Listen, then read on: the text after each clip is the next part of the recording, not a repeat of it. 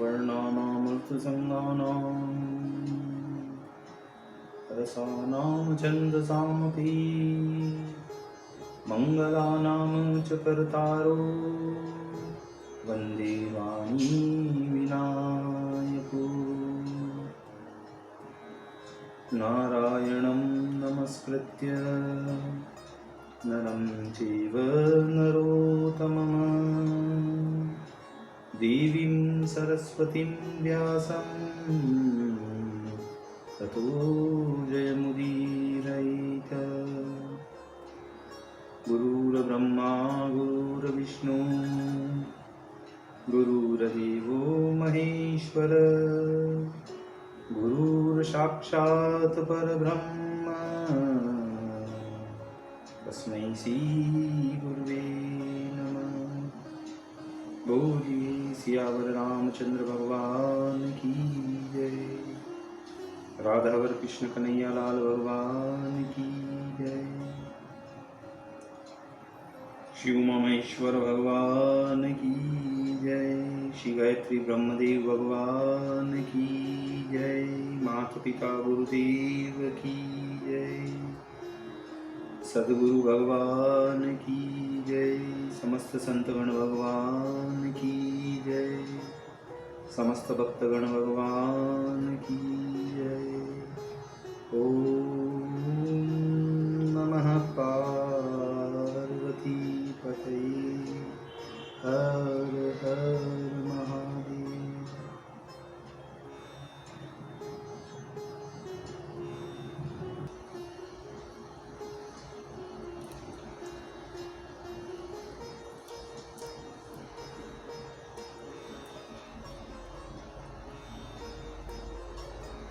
तो मित्रों,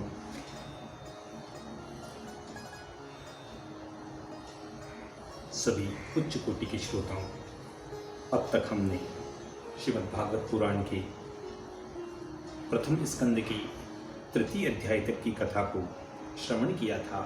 अब हम भगवान श्रीमद् भागवत की प्रथम स्कंद के चतुर्थ अध्याय की ओर कथा का अग्रसर करेंगे, श्रवण करेंगे। तो कहते हैं कि सुनत प्रश्न सब ऋषिन के, हर्षि सुत मुस्काए, जेहि विधि बने पुराण सब, कहो कथा समुझाए। तब व्यास जी कहते हैं कि पूर्ण यज्ञ करता मुनि मंडली के मध्य सूत जी जो विराजमान थे, उनसे वृद्ध कुलभूषण ऋग्वेद पारंगामी शौनक मुनि बोलते हैं कि हे सूत, हे महाभाग, हे सत्यवक्ता, श्रीमद् भागवत की पुण्यदायक कथा हमको सुनाओ, जो भगवान श्री सुखदेव जी ने राजा परीक्षित से कही थी। कौन से युग में, किस स्थान में और किस कारण से भगवान की कथा प्रवृत्त हुई है। व्यास जी के चित्त में किसने इस प्रकार की प्रेरणा की, जो मुनीश्वर ने यह अमृत रूपी संहिता रच डाली है। उनके पुत्र महायोगी, दिगंबर, वेशधारी, समदर्शी, भेदभाव रहित, सत्यवादी, जितेंद्रिय, भगवत जन में लवलीन ऐसे सुखदेव जी ने जिस समय जन्म लिया, उसी समय संन्यास लेकर संसार की माया तजकर निर्विकार वन में चल दिए हैं और मन में यह विचार किया कि यहाँ रहने से सैकड़ों आपत्तियाँ होगी, इसलिए अभी वन में जाकर परमेश्वर का भजन करना चाहिए। पुत्र की यह दशा देखकर व्यास जी मन में अत्यंत सोच संकोच करके मोहवश पुत्र के विरह में व्याकुल होकर पुत्र पुत्र पुकारते हुए पुत्र के पीछे पीछे दौड़े। हे पुत्र, हे सुखदेव, हमको कहाँ छोड़कर जाते हो? ठहरो ठहरो, कुछ देर किंचन मात्र खड़े होकर हमारी एक बात तो सुनो। परंतु सुखदेव जी ने खड़ा होना उचित नहीं समझा, क्योंकि यह तो संसार से पहले ही विरक्त होकर परमेश्वर की चरणान बिंदों में अपने मन को लवलीन कर चुके थे। सुखदेव जी ने अपने मन में कहा, देखो हमारे पिता को इस अवस्था में भी कुछ ज्ञान नहीं, संसार की माया में लिप्त हो रहे हैं। उनको धैर्य देने के लिए वन के वृक्षों में वह प्रवेश करके कहते हैं कि हे व्यास जी, तुम किस माया के भूल रहे हो या किस माया में उलझ रहे हो। न कोई किसी का पुत्र है, न कोई किसी का पिता है, यह सब स्वप्न का सा व्यवहार है। संसार की गति सदा से इसी भांति चली आती है और यह जीव बारंबार संसार में जन्म लेता है और मरता रहता है। यह संसार आवागमन की जड़ है। यह बात सुनकर व्यास जी को धैर्य हुआ। यह कहकर सुखदेव जी आगे चल देते हैं तो मार्ग में एक सरोवर दृष्टि आता है। उसमें देव स्त्री नंगी स्नान कर रही थी। नहीं की जो वह स्त्री थी, उन्होंने सुखदेव जी को देख लिया, पर उसने किसी प्रकार की कोई लज्जा नहीं की। उसी भांति नंगी खड़ी रही। पीछे व्यास जी वृद्ध बाबा भी वहां पहुंचे। तब तो सब दिवांगनाएं लज्जित होकर अपना अंग वस्त्रों से ढकने लगी। यह विचित्र भाव देखकर व्यास जी अपने मन में विचार करने लगे कि सुखदेव हमारे पुत्र को देखकर इन देवियों ने, इन स्त्रियों ने लज्जा नहीं की और मुझ वृद्ध मनुष्य को देखकर वस्त्र पहन लिए। इसका क्या कारण है? उन देवांगनाओं ने देव दृष्टि से व्यास जी के मन का भ्रम जानकर कहा कि हे व्यास जी, आप स्त्री और पुरुष के भेदभाव को भलीभांति जानते हो, इसलिए आपसे हमने लज्जा की है। और ये जो सुखदेव जी हैं, ये परमहंस गति हैं। वह स्त्री और पुरुष में कुछ भेद नहीं समझते। वे समदर्शी हैं, वह सभी को एक समान देखते हैं। इसलिए हमने इन सुखदेव जी से कुछ लज्जा नहीं की। यह बात सुनकर व्यास जी के मन का सब संदेह जाता रहा। कुरु जांगल देश में वह गए तो कैसे विदित हुआ कि यह सुखदेव जी हैं। उन्मत्त गूंगे जड़ की नाई हस्तिनापुर में फिरते थे। परम भागवत शुकाचार्य से राज ऋषि परीक्षित का संवाद कैसे हुआ? हे सूत जी, इस बात का हमको बड़ा संदेह हो रहा है। ये हमारे प्रश्न हैं, इनका उत्तर दीजिए। जो महाभाग शुक्राचार्य गोदोहन मात्र से अधिक कहीं नहीं ठहर सकते थे, ऐसे विरक्त होकर 7 दिन तक राजा परीक्षित के निकट कैसे ठहर कर कथा सुनाते रहे और उनके आश्रम को पवित्र किया। देखिए, यहाँ पर एक शंका है कि सुखदेव जी जिनके ऊपर अत्यंत कृपा करते थे, उनके स्थान पर इतनी देर ठहरते थे कि जितनी देर गाय के दूहने में समय लगता है। तो सुखदेव जी गंगा के किनारे पर 7 दिन क्यों ठहरे और राजा परीक्षित को श्रीमद् भागवत उन्होंने क्यों सुनाई? तो इस शंका का उत्तर है कि एक दिन अपनी इच्छा से श्री सुखदेव जी गोलोक को गए थे।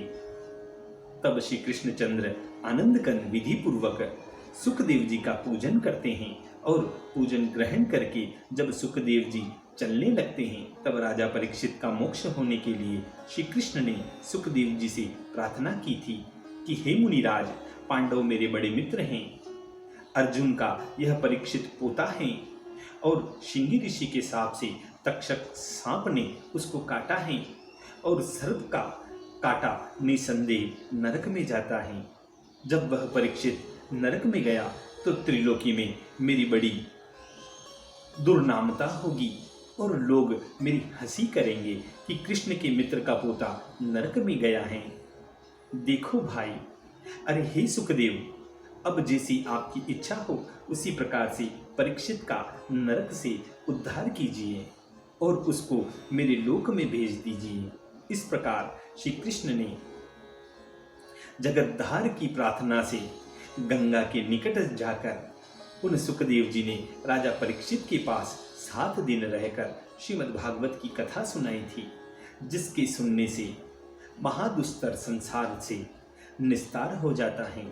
क्योंकि 4 वेद, 6 शास्त्र, 18 पुराण, महाभारत आदि इतिहासों का सार निकालकर ही मुक्तिदायक वेद व्यास जी ने श्रीमद् भागवत को ही हितचित से रचा है।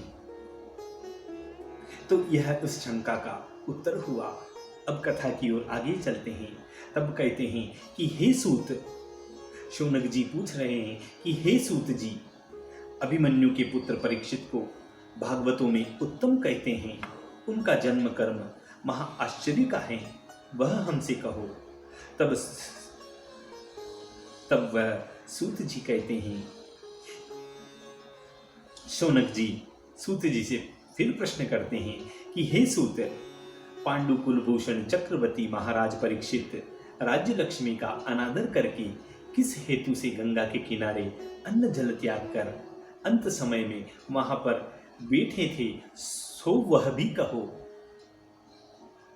फिर कहते हैं कि हे मित्रसूत, शत्रु लोग धन लाकर जिनके चरणों में प्रणाम करते थे, अपने देह की रक्षा के लिए ऐसी लक्ष्मी को वीर तरुण राजा परीक्षित ने प्राण सहित त्यागने की इच्छा क्यों की? इन प्रश्नों का जवाब दीजिए। संसार के कल्याण के लिए, सब जीवों के ऐश्वर्य के अर्थ सुंदर यशस्वी श्री नारायण की परायण जन जीते हैं, कुछ अपनी देह आत्मा के कारण नहीं। जब ऐसा है तो अनेक जीवों को जीवन दान देने वाली देह को वैराग्य लेकर किसी त्याग किया? हे कृपा सिंधु, जो कुछ मैंने पूछा है, जो कुछ मेरे पूछने से रह गया हो, वह सब कृपा करके आप हमसे कहो, क्योंकि वेद विषय छोड़कर वाणी से जानने योग्य अर्थ में आप चतुर और पारंगामी हो। शौनक जी के इस प्रकार कहने पर सूत जी कहते हैं कि हे शौनक मुनि, 72 चतुर्युगियों में जब तीसरी बार द्वापर युग आया, तब पराशर मुनि से उपरीचर वसु के वीर्य से उत्पन्न सत्यवती में योगेश्वर श्री व्यास जी महाराज ने विष्णु की कला से अवतार लिया। वही व्यास जी एक समय सरस्वती में स्नान कर रहे पवित्र होकर सूर्योदय के समय एकांत स्थान पर बद्रिकाश्रम में बैठे थे।